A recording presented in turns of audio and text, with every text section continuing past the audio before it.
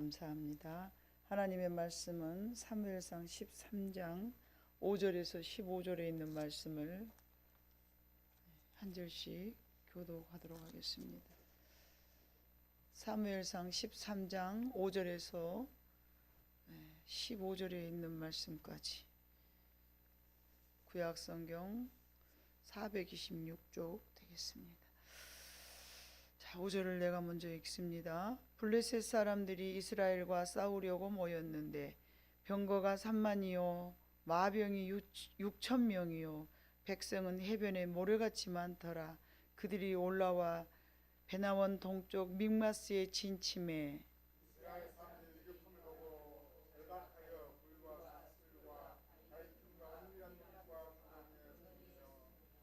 어떤 히브리 사람들은 요단을 건너 갓과 길르앗 땅으로 가되 사울은 아직 길갈에 있고 그를 따른 모든 백성은 떨더라.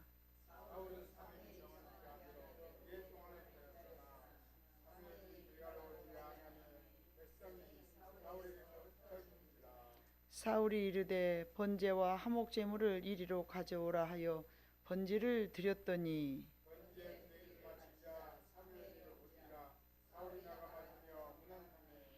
사무엘이 이르되 왕이 행하신 것이 무엇이냐 하니 사울이 이르되 백성은 내게서 흩어지고 당신은 정한 날 안에 오지 아니하고 블레셋 사람은 믹마스에 모였음을 내가 보았으므로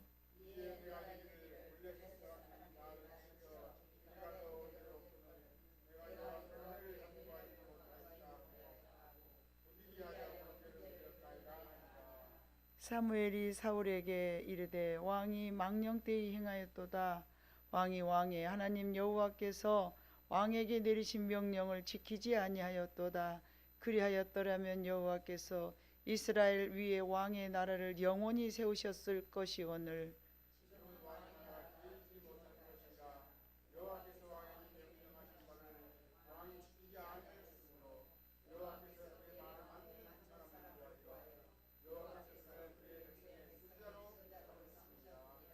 같이 읽습니다. 사무엘이 일어나 길갈에서 떠나 베냐민 기브아로 올라가니라.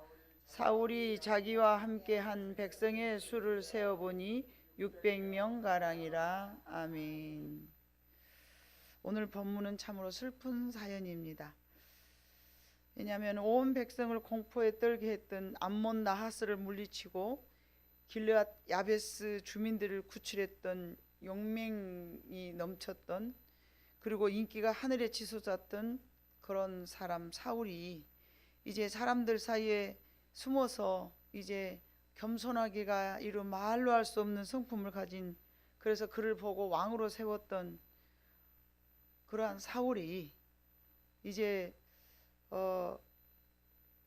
몰락한 그런 모습 그런 사울의 용기 있는 그런 사울 그럼에도 불구하고 겸손함을 갖추었던 그런 사람이 이제 사무엘이 기도해 주기 때문에 어려울 것도 없는 그런 사람인데 이제 슬픈 몰락을 이제 사울 왕에게 사무엘 선지자가 말씀을 전하는 내용이기 때문에 참으로 슬픈 내용입니다.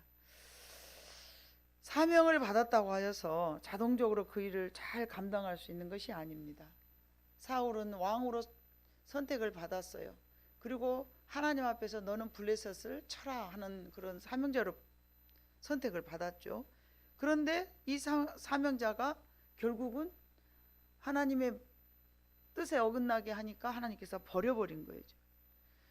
사명자는 어떤 상황에서든지 자각하고 결단하고 그리고 지속적인 헌신이 필요합니다. 내가 하나님 앞에 소명을 받고 내게 주어진 그 사명이 있다면 혼자 스스로 항상 자각을 하고 결단을 하고 또 그뿐만이 아니라 항상 하나님 앞에 헌신하는 것이 쭉 이어져야 되는데 어느 날은 했다가 어느 날은 안 했다가 어느 날은 하나님의 말씀에 순종했다 어느 날은 자기 마음대로 해버렸다가 그러면 하나님 앞에 이게 버리운다는 내용이 오늘 본문의 내용입니다.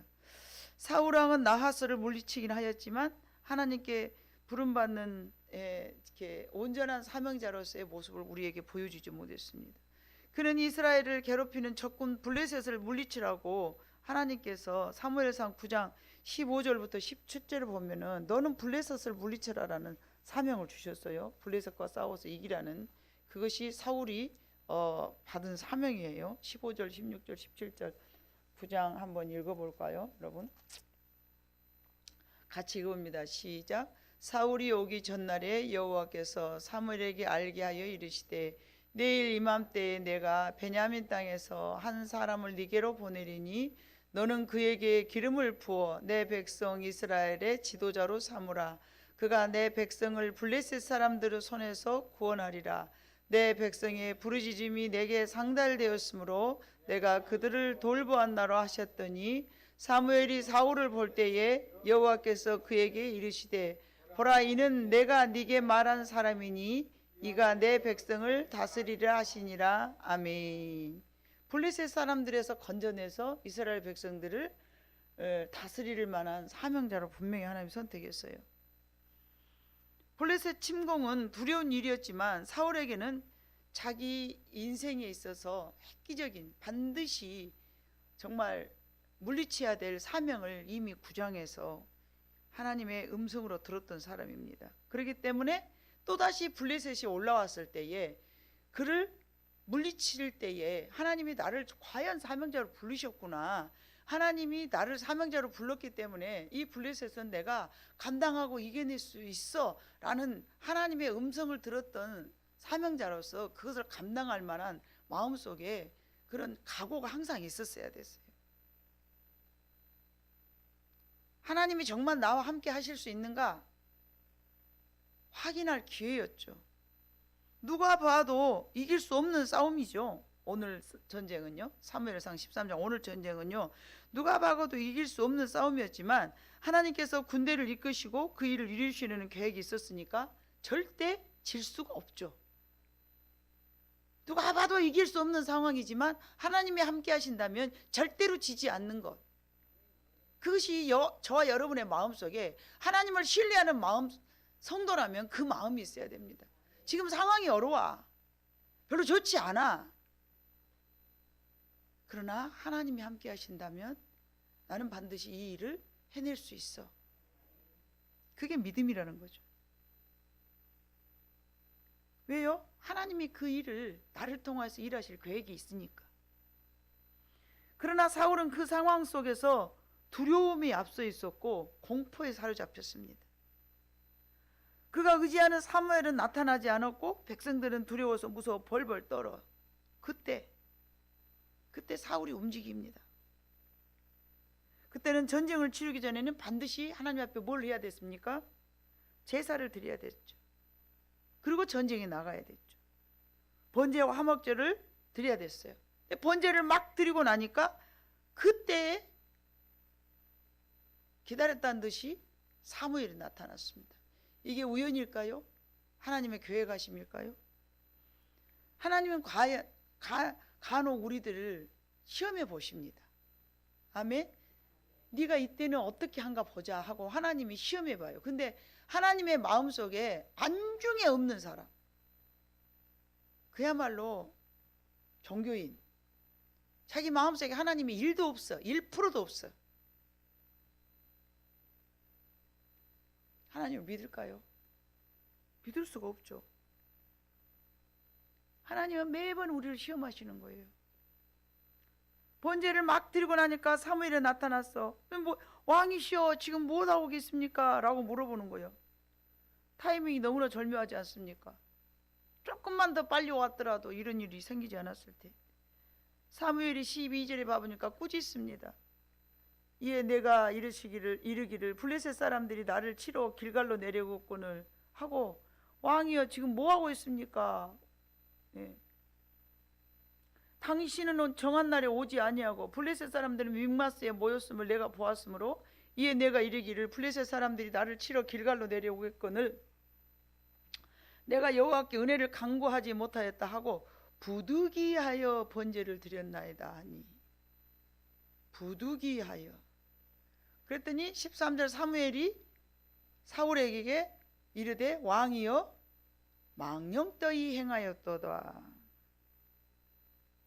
사울 왕은 부득이하여 라고 대답을 했고, 사무엘은 왕이 망령되이 행하였나이다. 부득이하여와 망령되이가 주고받는 질문과 대답이었습니다. 사명을 주신 하나님께서 그 사명을 이룰 능력과 또는 자원도 주시겠다라는 그런 믿음이 사울의 왕에게는 없었습니다. 사울은 지금 여러분 하나님 입장에서 봤을 때에 사울은 지금 막 어려운 상황이에요. 근데 하나님 입장에서 보실 때는 이게 뭐예요? 시험이었습니다. 사울이 지금 치르는 시험은 무슨 시험이었을까요? 블레셋 군대가 막 쳐들어오니까 뭐가 있어야 돼요? 용기와 담력이 있어야 될까요? 그래서 하나님 제게 용기와 담력을 주세요 이렇게 기도해야 됐을까요? 아니요. 하나님 앞에 철저한 순종을 요구하셨어요. 상황이 어찌게 됐든, 상황이 아무리 급박하든, 목숨을 내거는 총각에 달려있는 그런 다급한 상황이었지라도 하나님께서는 사울 왕에게 철저한 순종을 지켜보고 계셨습니다. 순종과 기다림의 시험이었습니다. 즉 말하면 순종과 인내의 열매를 맺어야 될 순간이었습니다.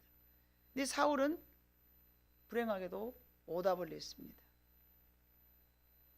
불리한 상황에서 하나님보다는 민심을 먼저 의식을 했고, 또 급박한 상황을 먼저 인식을 했습니다. 이것이 여러분 사울 왕에게만 있을 법한 일일까요? 우리들의 삶에는 이런 상황이 생기지 않을까요? 사명자들은 상황보다 사명을 택해야 될 줄 믿습니다. 사울의 블레셋인들을 물리치는 사명에 만약에 마음을 두었더라면 하나님께서 이미 9장 말씀처럼 15절부터 17절에 9장 15절 17절 이 말씀을 자기 마음속에 간직하고 있었더라면, 그래 블레셋은 하나님께서 나에게 무찌르라고 하는 내 사명이야. 이것이 내 사명이기 때문에 내가 이걸 감당을 해야 돼.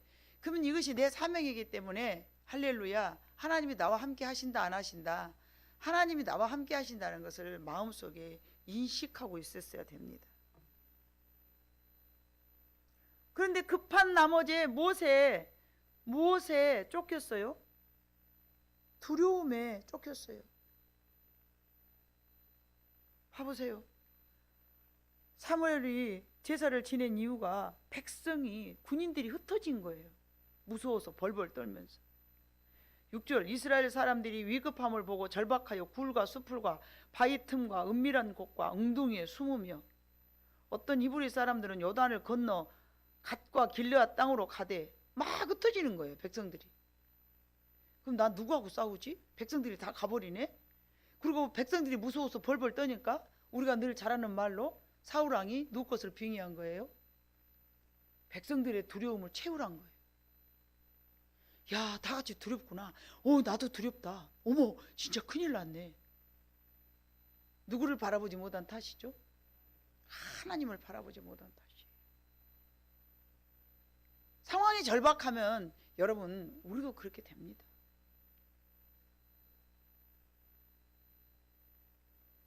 마음이 급해졌습니다. 조급하고 여러분 마음이 급해졌어요. 자, 봐봐요. 사명이 마음에 두었더라면 적이 그렇게 두렵지 않았을 거예요. 근데 어떤 상황에서 우리가 그 상황에 몰리게 되면 항상 우리는 두려움에 사로잡히는 거예요. 두려움에 사로잡히면요, 그 다음에는 마음이 어쩝니까? 급해집니다. 조급해집니다. 마음이 조급해지면 그 다음에 어쩝니까? 판단이 흐려집니다. 아멘. 상황이 좋지 않으면 두려움을 느끼고, 이게 급박한 상황이 되면은 두려워지고, 그 두려움에 우리가 사로잡히게 되면은 마음이 급해지면서 조급하면은 내 판단이 흐려진다니까요.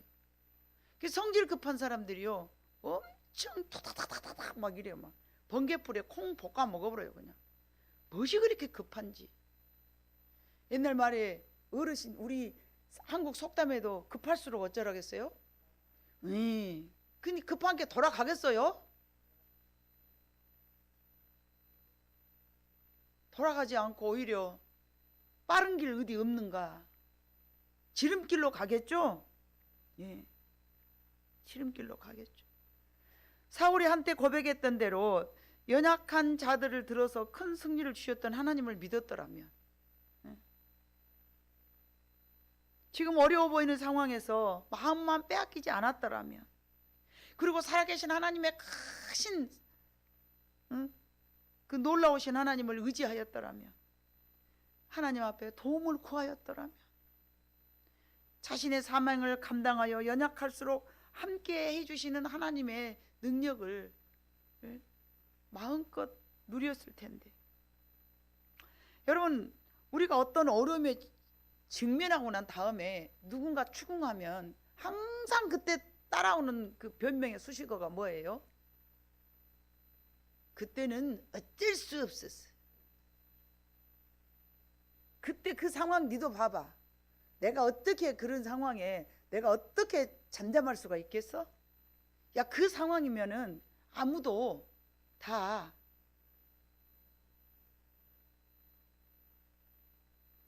어쩔 수 없어. 너라고 뭐 별 수 있어?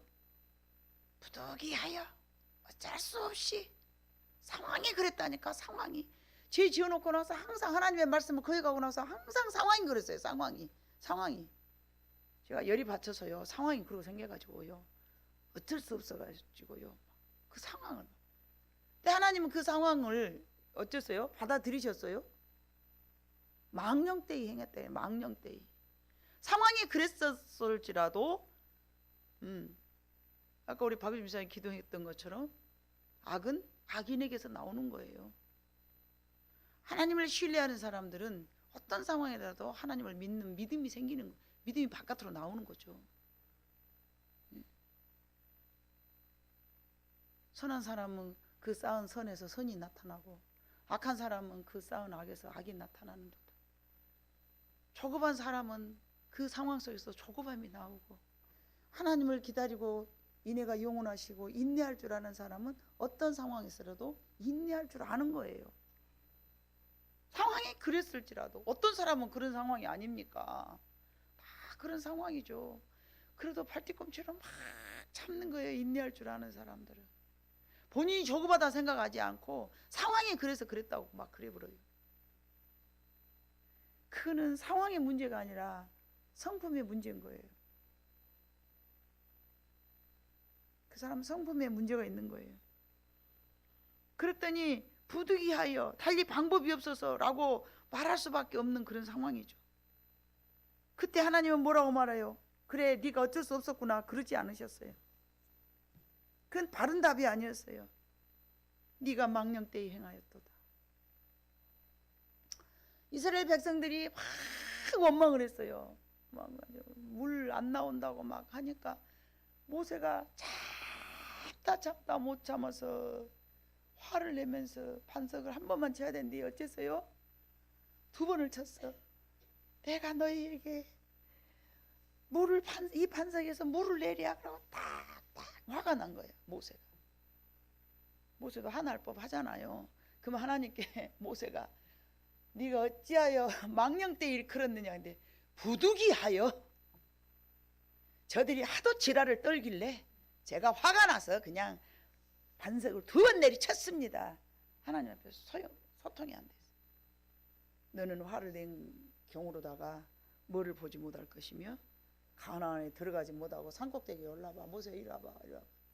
저 건너 보이냐? 예, 보여요. 거가 내가 말한 지명하여 말한 거가 가나안 땅이에요. 너는 그때 화냈잖아. 가지 말고 여기서 그냥 구경만 해. 하나님 앞에서는 우리가 부득이하여가 안 통해요. 아멘? 그런 우리들에게 하나님께서는 망령되이 네가 행했도다 이렇게 말씀하시는 거예요. 자, 2번째는 우리가 어떤 상황을 보고 판단보다는 뭘 선택해야 되냐? 순종을 선택해야 돼요. 비록 상황이 좋지 않았어도 사울은 사무엘이 올 때까지 기다리는 곳에 마음을 쏟았어야 돼. 상황이 좋지 않았을지라도 순종. 하나님 앞에 하나님 앞에 이건 이 때에 이 상황 속에 조급하지 말고 한번 기다리자. 여러분, 이 삶이 여러분들의 정말 적용돼야 됩니다. 굉장히 멋진 이게요. 한번 경험하고 나면요, 굉장히 하나님 앞에 믿음이 이렇게 소유되면서 여유로워져요, 여러분. 이런 상황인데도 내가 어떻게 하지? 네, 하나님 앞에 맡기고, 그래, 기다려보자. 그러면 여러분요, 정말 여러분의 삶이 여유로워지면서 다스리는 능력이 생길 줄로 믿습니다. 네. 적의 세력을 판단하고 또 아군의 힘을 판단하고 민심을 판단하고 사울왕은, 물론 세상의 기준으로는 사울왕으로서의 모든 왕이니까 판단하고 적용하고 결정하고 이게 필요했죠. 세상 사람들 같으면 그게 맞죠. 그러나 사울왕은 만왕의 왕이신 하나님이 이스라엘의 군주였어요. 아멘. 그렇기 때문에 그게 옳은 판단이 아니었습니다. 저와 여러분도 마찬가지예요. 하나님을 우리의 왕으로 모시고 여러분 산다고 늘 고백하잖아요. 그럼 여러분이 판단하고 여러분이 보면서 결정하고 이거는 맞지가 않습니다. 나의 인생의 주인은 하나님이시라고 여러분이 그런 신앙을 고백을 드렸다면, 내가 판단하고 내가 결정하고 내가 이렇게 그것은 안 맞습니다. 그러므로 만왕의 왕이시며 이스라엘의 왕이신 하나님 앞에 사울왕은 일단 순종을 했어야 됩니다. 사울은 하나님의 명령의 집행자일 뿐 사울이 스스로 판단하고 전술을 짜려는 것은 월권이죠. 하나님의 명령이 그냥 순종하고 집행만 해야 돼. 자, 이 일 이후로, 이거는 블레셋과 싸움이잖아요. 15장에 보면 아말렉을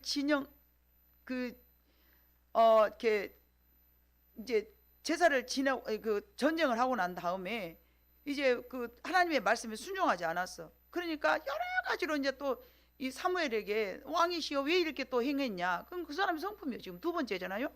또 막 그렇게 하는 거예요. 그러니까 사무엘이 그러죠. 15장 22절과 23절 우리가 너무나 잘 아는 말씀.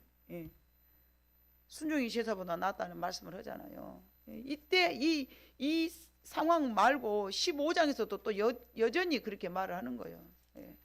이거는 이제 봐보니까 사무엘이 이르되 뭐죠? 좋은 그런 짐승을 잡아오지 마라 그랬는데 막 잡아 끌고 오는 거예요. 살려두지 마라 그랬거든요, 하나님께서. 근데 살려 갖고 왔어요. 왜 이걸 갖고 왔냐니까 하나님 앞에 제사 지내려고 갖고 왔다고 그러는 거예요. 변명을 하는 거예요. 이때는 부득이하여가 아니고 뭐였어요? 하나님 앞에 좋은 것 드리려고요. 하나님 앞에 좋은 것 드리려고. 하나님 그래서 좋은 것 드린 것보다 무엇이 낫다고 그랬어요? 순종이 낫다고 한 거예요. 23절 이는 거역하는 것은 점치는 죄와 같고 완고한 것은 사신 우상에게 절하는 죄와 같음이라. 왕이 여호와의 말씀을 버렸으므로 여호와께서도 왕을 버려 왕이 되지 못하게 하셨나이다. 하나님의 마음에 중심을 두고 우리는 살아가야 되는데 자기의 생각으로 고집하는 것은 그것이 바로 우상 숭배더라고요. 자기 자신을 너무 신뢰하면 자기 자신이 우상이 되는 거예요.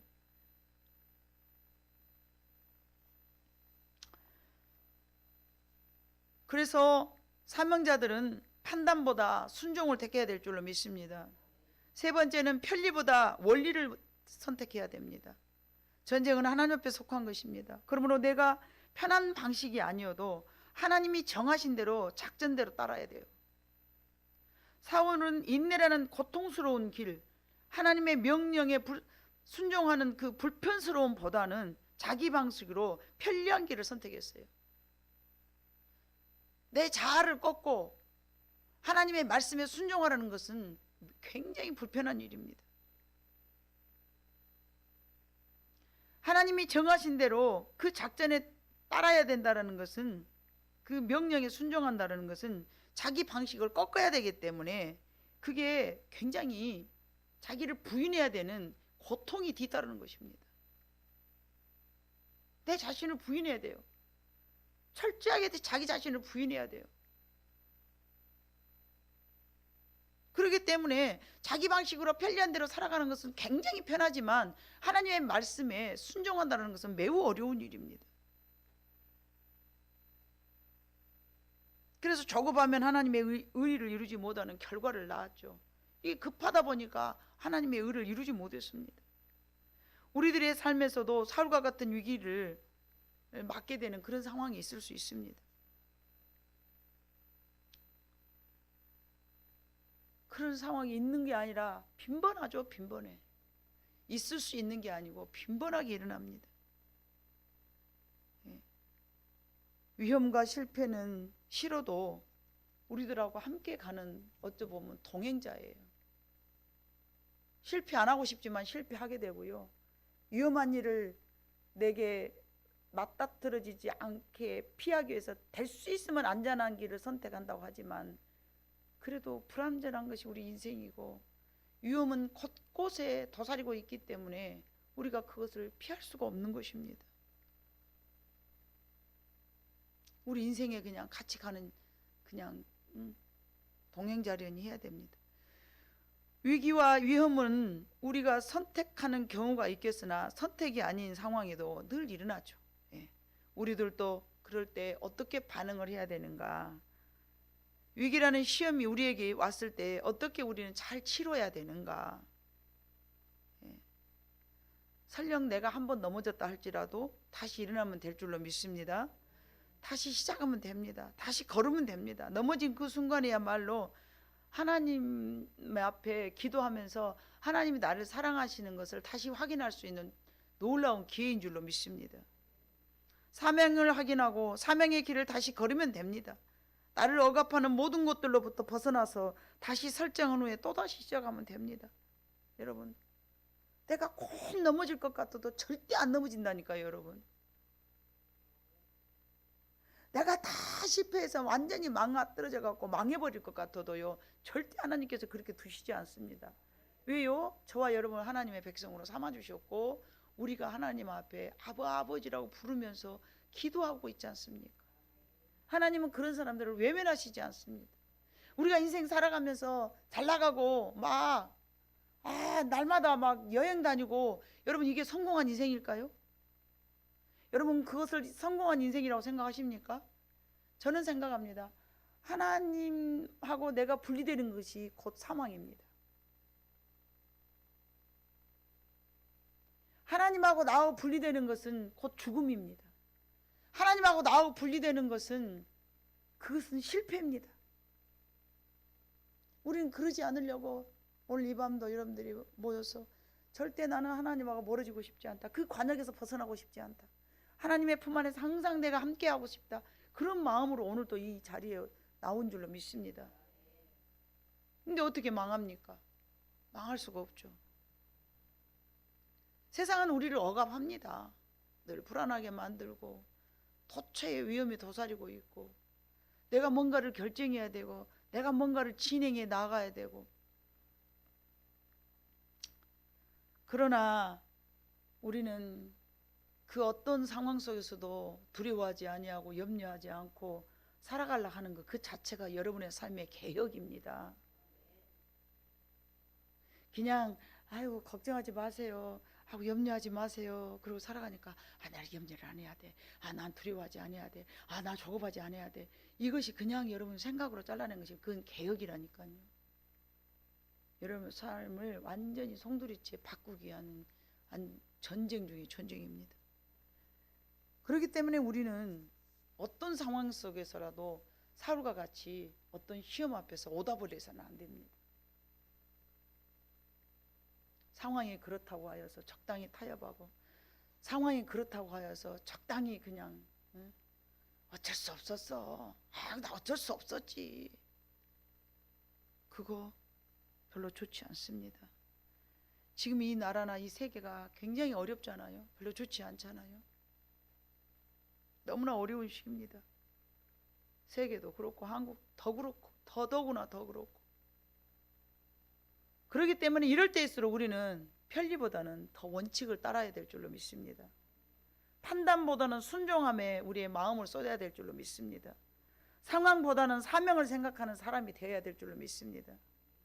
그렇지 못한 상황을 우리 모두는 그렇게 말합니다. 그렇게 우리가 안 살았을 때, 예.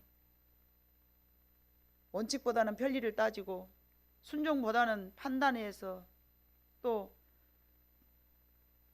뭐 사명보다는 상황을 따를 때 우리는 그렇게 말합니다. 부득이하여 어쩔 수 없었다. 그것은 하나님 앞에 통하지 않습니다. 그것은 어쨌든 하나님의 그 명령을 어긴 일이라면 그 모든 것은 다 망령되이 행한 일이 되고 맙니다. 충성스러운 일꾼들은 단순합니다. 원리가. 충성스러운 일꾼들은요, 어찌 보면요 참 바보스럽습니다. 오직 사명, 오직 순종, 오직 하나님의 말씀의 법, 그 원칙, 그 길만이 바로 승리의 길인 줄로 믿습니다. 바울이 고백했습니다. 여러분, 디모데후서 4장 7절로 8절 한번 봐볼까요?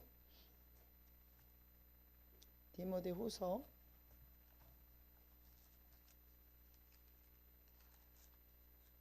4장, 우리가 너무나 잘 아는 말씀이죠. 4장 7절 8절 다 같이 읽습니다. 시작. 나는 선한 싸움을 싸우고 나의 달려갈 길을 마치고 믿음을 지켰으니 이제 후로는 나를 위하여 의의 면류관이 예비되었으므로 주 곧 의로우신 재판장이 그날에 내게 주실 것이며 내게만 아니라 주의 나타나심을 사모하는 모든 자에게 도니라. 아멘. 오직 순종, 오직 하나님의 말씀의 원칙에 입각하여서 내 사명을 잘 감당하는 사람에게는 바울과 같은 이런 고백을 우리가 하게 될 줄로 믿습니다. 나는 오직 선한 싸움을 다 싸우고 나의 달려갈 길을 마치고 나는 믿음을 지켰으니 이제 후로는 나를 위하여 의의 면류관이 예비되었다. 얼마나 확신에 찬 자기의 고백입니까? 우리는 지금 이 시대에 어떻게 살아가야 됩니까? 오직 믿음과 순종뿐입니다. 말씀대로 사는 것이 많이 어렵고 내 판단과 상황이 좋지 않으나 두렵고 또 염려가 되는 세상입니다. 그러나 오직 믿음, 오직 순종, 오직 말씀의 법에서 벗어나지 않는다면 그것이 곧 세상을 이기는 유일한 방법인 줄로 믿습니다. 그 길이 바로 내가 그렇게 멍청하게 바보같이 살아가는 거, 이 자체가요 세상을 변화시키는 것입니다. 여러분, 세상을 변화가 우리가 나가고 획기적으로 칼빈처럼 막 아주 요시야 왕처럼 막 뒤집고 그것이 아니고요, 원칙으로 정통으로 가는 것이 세상을 변화시키는 것이라니까요. 여러분이 그렇게 말씀대로 지금 살아가고 있다면 여러분은 지금 자기 자신도 개혁이지만 세상을 변화시키고 있는 것입니다. 세상이 변했으니 성도도 변해야 된다는 것은 여러분 우리를 속이는 속임수입니다. 세상이 적당히 즐기고 적당히 예수 믿고 있는데 왜 바보같이 그렇게 살아가느냐, 누군가 그렇게 말했다고 그래요. 그러나 그거는 속임수입니다. 여러분, 세상은 변해도 절대 변하지 않는 것이 하나님의 말씀입니다. 하나님 말씀이 세상이 변했다고 적당히 변합니까? 그럼 변질이죠. 큰일 납니다. 그럴 수는 없습니다. 급하고 상황이 좋지 않을 때 바쁠수록 돌아가는 옛날 말처럼 여러분, 우리는 한 번 더 지혜롭게 생각하고 기도하면서 말씀 앞에 순종하면서 지금 내가 아무리 급하지만 세상과 타협하지 말자. 지금 내가 아무리 상황이 안 좋다고 하지만 세상과 손잡지 말자.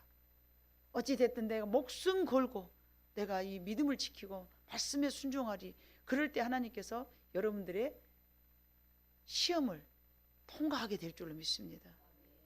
그것이 하나님의 시험이라면 사울왕처럼 내가 너를 선택했지만 내가 너를 버릴 것이라는 오늘 말씀이잖아요. 얼마나 슬픈 사연입니까? 내가 너를 선택했지만 내가 너를 버릴 거야. 이게 보통 슬픈 상황이 아닙니다. 하나님 앞에 우리가 선택받았다면 끝까지 버림받지 않으려고 노력해야 됩니다. 가룟 유다 중에서도 한 명은 버림받았지 않습니까? 하나님 앞에 선택받았다고 해서 우리가 잘했든 잘못했든 끝까지 우리를 지켜주시고 그것은 아닙니다. 내가 하나님을 떠나게 되면 자동적으로 집 나간 탕자처럼 하나님을 떠났기 때문에, 내가 하나님을 떠났기 때문에 하나님하고 멀어지게 되는 거예요. 그들이 다시 돌아온다면 하나님 받아주시겠지만 내가 떠났을 때 하나님께서 찾아오셔갖고 나한테 그렇게 막 야, 너 지금 여기 있으면 안 돼. 돌아와. 물론 메시지로 이렇게 다시 뭐 이른 양을 찾으러 오신 예수님의 그 사랑으로 이렇게 누군가는 하겠습니다만은, 그래도 나가서 우리가 하나님의 그 궤도 안에서 벗어나는 것은 정말 위험한 일이기 때문에, 아무리 상황이 안 좋고 어려울지라도 하나님의 법의 안에서 잘 지켜야 된다는 것이 오늘 본문의 내용입니다. 역사는, 말씀은 변하지 않습니다. 역사는 흘러갔다 할지라도 이 말씀은 절대, 과거에 사무엘 시대나 그랬지 요즘 시대에 무슨 그렇게까지 누가 어떻게, 아닙니다. 구약 성경은요, 이렇게 하면 죄된 삶이라는 것을 나타내 주는 말씀이 구약이고요. 그 구약 시대의 암흑한 시대에서 예수님을 바라보고서 예수님이 우리를 구원의 메시아로 우리를 건주러 오셨다는 얘기가 하나의 처방전으로서 주님이 복음을 전해 주신 것은, 이제 이렇게 살아갈 때 너희 죄가 회복이 된다는 얘기지만, 구약 성경에서 이렇게 했던 것은 죄란다, 그것을 이야기하고 있거든요. 오늘날에 그러면 그 죄를 우리는 그래 사울왕 시대에는 이렇게 했지만 지금은 그러지 않아, 이거는 잘못된 생각이죠. 절대로 그 말씀을 우리 마음에 새기면서 정말 하나님의 말씀에 순종하고 살아가려는 우리 모두가 되시기를 주님의 이름으로 축복합니다. 기도하겠습니다. 사랑 많으신 아버지 하나님, 참